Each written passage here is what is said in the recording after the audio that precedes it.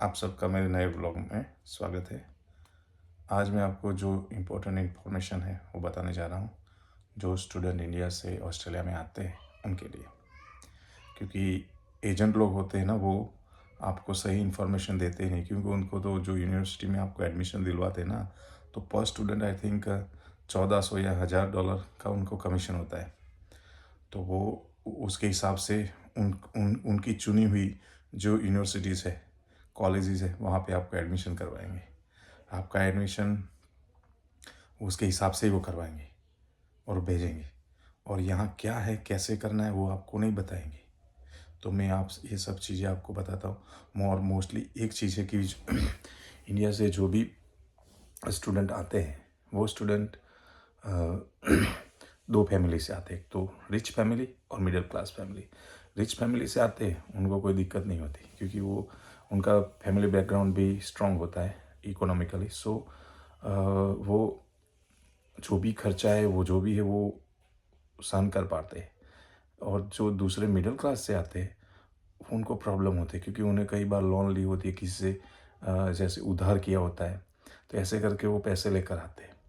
और यहाँ आने के बाद उनको एजेंट तो नहीं बताता। एजेंट तो ऐसे ही कहते हैं, जाओ वहाँ पे तो सब कुछ है, नो प्रॉब्लम, वहाँ तो जॉब भी अच्छी मिलेगी, ये भी होगा, वो भी होगा। लेकिन जो ज़मीनी हकीकत है ना, क्योंकि मैं यहाँ पे 15 साल से रह रहा हूँ, तो मैं सब जानता हूँ क्या चीज़ें हैं।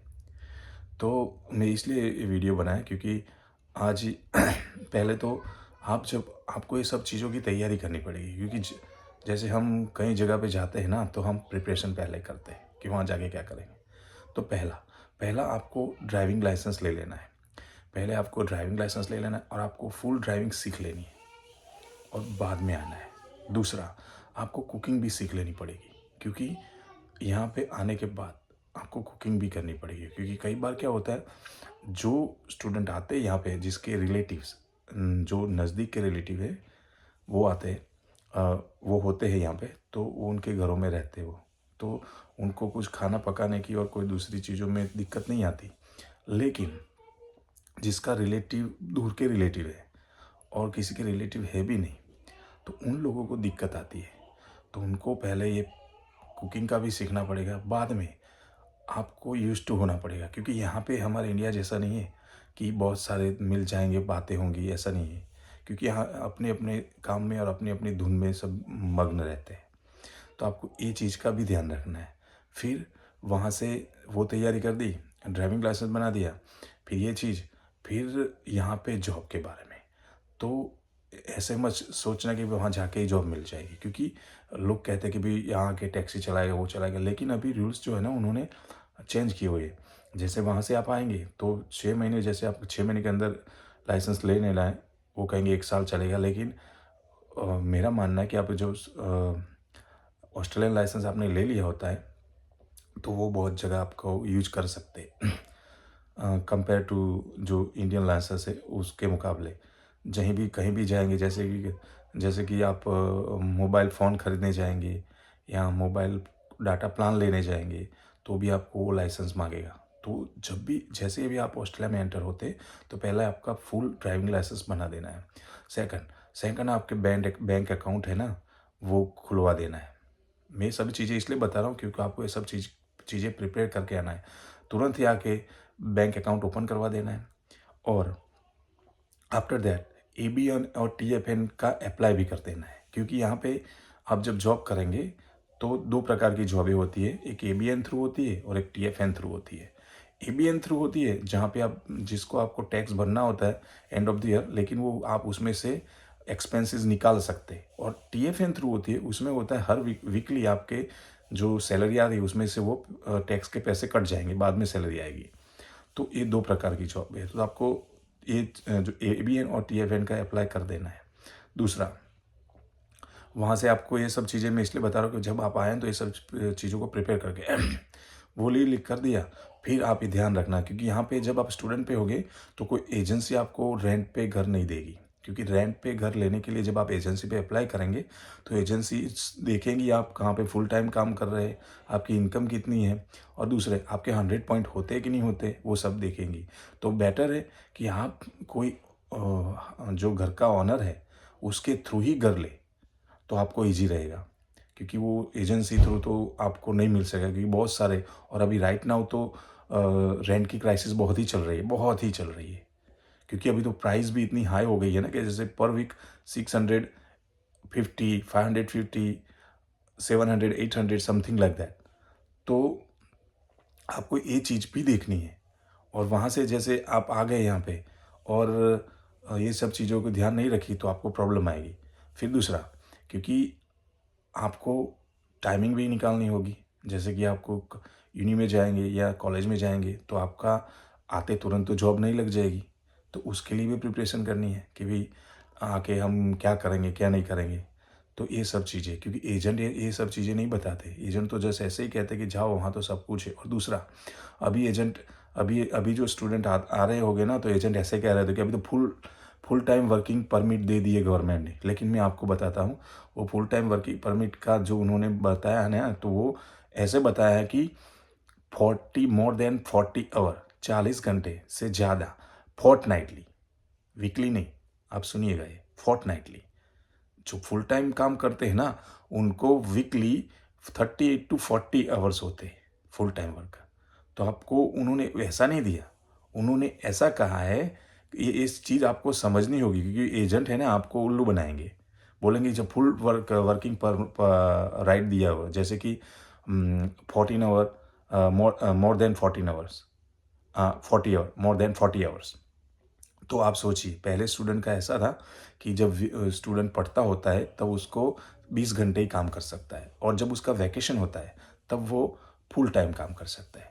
अब सोचिए, आपके पास जॉब ही नहीं तो आप 20 आवर भी कैसे काम करेंगे और फुल टाइम भी कैसे काम करेंगे। तो ये चीज़ है, तो ये गवर्नमेंट ने वो जानबूझ के ये चीज़ डाली है, क्योंकि उन्होंने ऐसा नहीं लिखा कि वीक आप काम कर सकते फुल टाइम वीकली 40 आवर और 38 आवर, उन्होंने ऐसा इसलिए नहीं लिखा क्योंकि वो जानते हैं, क्योंकि ये आप जैसे कि पहले ऐसा था कि 20 आवर वर्क काम करते तो कई जो हायर करने वाले होते, जैसे कई दुकानों में या कई एजेंसियाँ, वो क्या करते 18 आवर 19 आवर ही देती थी, क्योंकि वो जो उनकी लिमिटेशन थी ना, जो स्टूडेंट वीज़ा के अंदर वर्किंग लिमिटेशन बोलते, वर्क लिमिट, जो वो उनको ऑब्स्ट्रक्ट होती, जैसे वो नड़ती थी।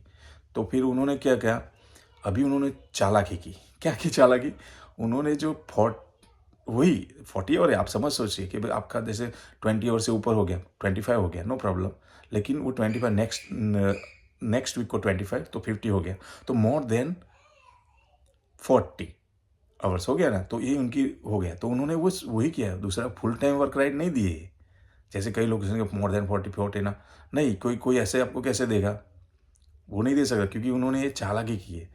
तो ये सब चीज़ें आपको ध्यान रखनी पड़ेगी, और वो एजेंट ये सब नहीं दे, एजेंट तो आप, एजेंट को तो क्या है, एजेंट जो है ना वहाँ से जो स्टूडेंट को भेजते हैं ऑस्ट्रेलिया और दूसरी कंट्री में, वो ज़मीनी हकीकत उनको नहीं बताते, उनको ऐसे ही बोलते हैं कि जाओ वहाँ पे तो बहुत अच्छी जॉब मिलेगी, वहाँ तो बहुत है, ये चीज़ें वो चीज़ें। लेकिन जब आप यहाँ पे उतरेंगे, यहाँ के लोगों के साथ बातें करेंगे, यहाँ के लोगों के साथ घुल मिलेंगे, तब मालूम होगा कि क्या चीज़ें हैं। क्योंकि कई लोग आते हैं, मालूम नहीं होता, पहले तो वो 1 महीने तक ऐसे-ऐसे घूमते जैसे बहुत अच्छी जगह हम आ गए, फिर बाद में जब उनको मालूम होता है कि भई हमें फ़ीस भी निकालनी है, घर का एक्सपेंस भी निकालना है, और दूसरा अभी तो लिविंग कॉस्ट भी बढ़ गई है। ये सब चीज़ें मैं इसलिए आपको बता रहा हूँ, आपको जैसे हम किसी को ट्रेनिंग देते हैं ना, तो ट्रेनिंग कैसे करते हैं, तो इन फ्यूचर उसे कोई प्रॉब्लम ना आए।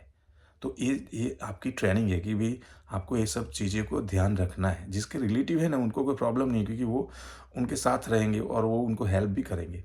लेकिन दूसरे होते हैं ना, वो हेल्प नहीं करते। जैसे आपका बहुत ही पक्का दोस्त है, लेकिन यहाँ आके वो आपके साथ रहे भी नहीं, ना भी रहे और आपसे अलग भी हो जाए, क्योंकि यहाँ तो मैंने बहुत सारा देखा है ऐसा।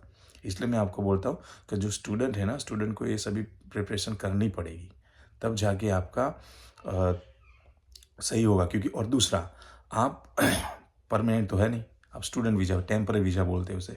टेम्पररी वीज़ा पे है, इसलिए आपको वो जैसे आप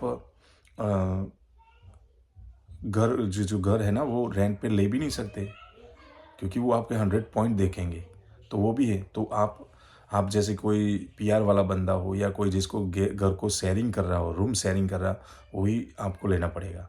तो और जो आपके पास पैसे ज़्यादा है तो आप होटल में रह सकते हैं, लेकिन मेरा तो मानना है होटल में आप कितने दिन रहेंगे। होटल का तो रेंट देखिए 1 वीक का 200, 180, 100 ऐसा है।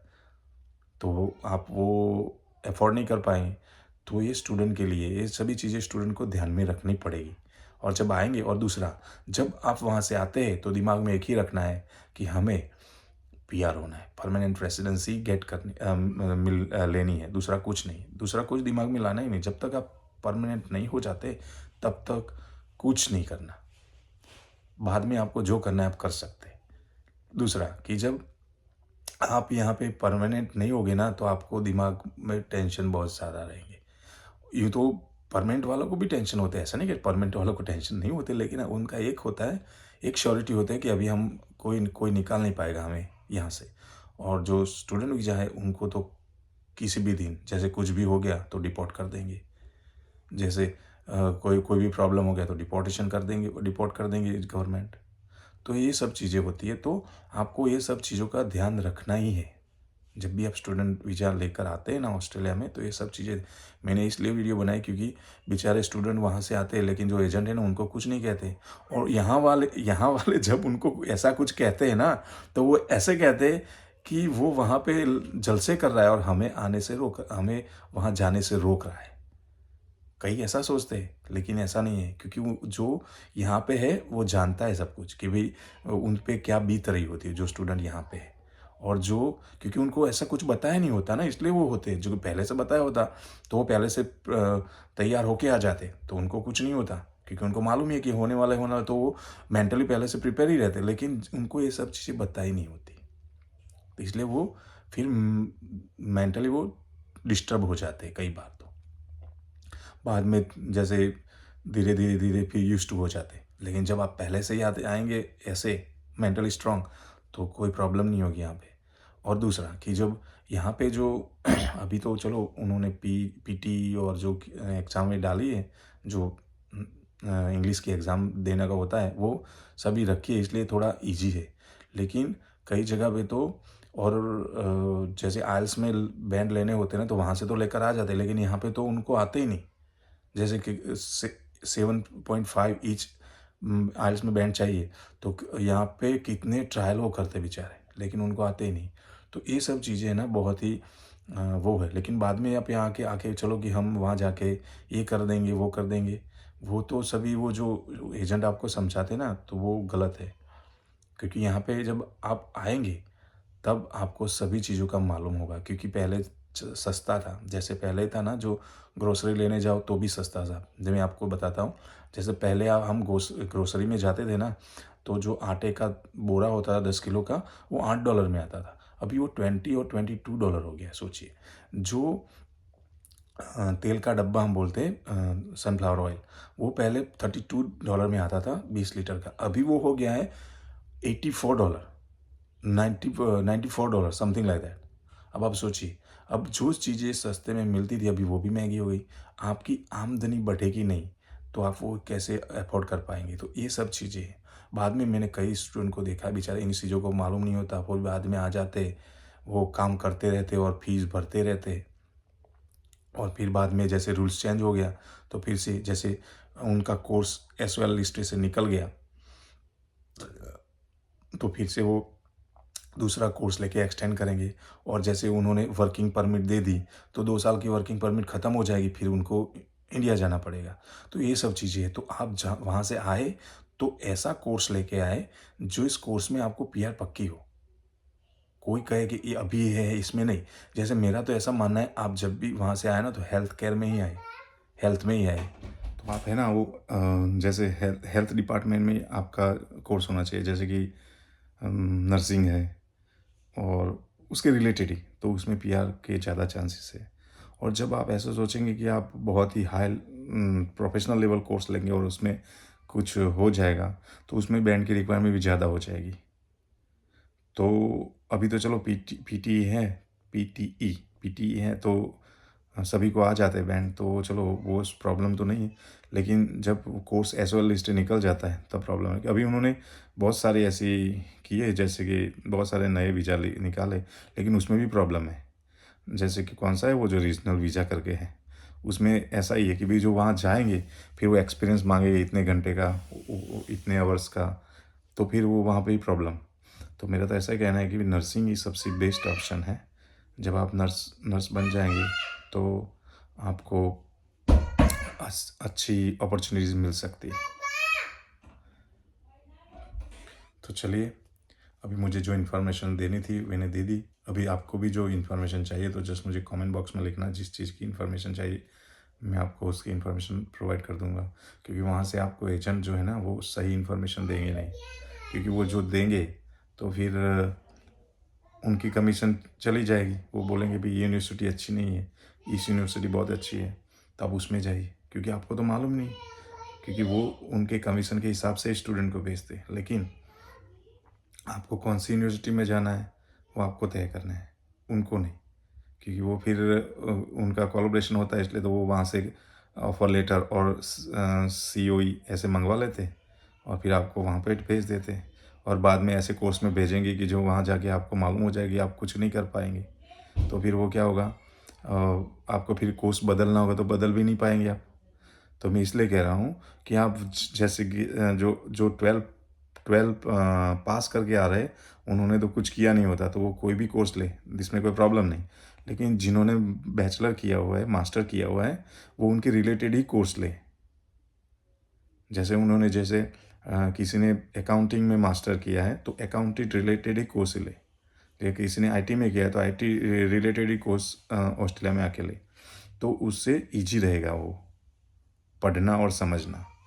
जो 12 पास करके आ रहे हैं उनके लिए तो कोई भी कोर्स लो, क्योंकि उन्होंने तो बैचलर भी की नहीं होती, मास्टर भी की नहीं होती, तो उनका तो वो शुरुआत होती है। तो वो कोर्स लेंगे तो कोई भी कोर्स लेंगे उनको पढ़ना ही है। लेकिन जो पढ़े हुए ऑलरेडी बैचलर और मास्टर हुए और वो जो स्टूडेंट वीज़ा पे ऑस्ट्रेलिया में आते हैं, उनको तो जो उन्होंने पढ़ाई की है उनके रिलेटेड ही उनके रिलेटेड ही कोर्स लेना है, जिससे आपको पढ़ने में ईजी रहे। अदरवाइज जैसे किसी ने बोल दिया कि भाई तूने ये किया और उसमें चला जा, तो यहाँ आके फंस जाएंगे। फिर यहाँ के कोर्स चेंज करना होगा तो फिर आपको बहुत सारे रीज़न दिखाने पड़ेंगे कि मेरा ये है वो है, तो बहुत सारी ऐसी चीज़ें। तो बस मुझे यही कहना था। तो अभी मैं ये मेरा व्लॉग जो है ना वो बंद कर रहा हूँ और मिलते हैं नेक्स्ट व्लॉग में। तब तक के लिए बाय बाय।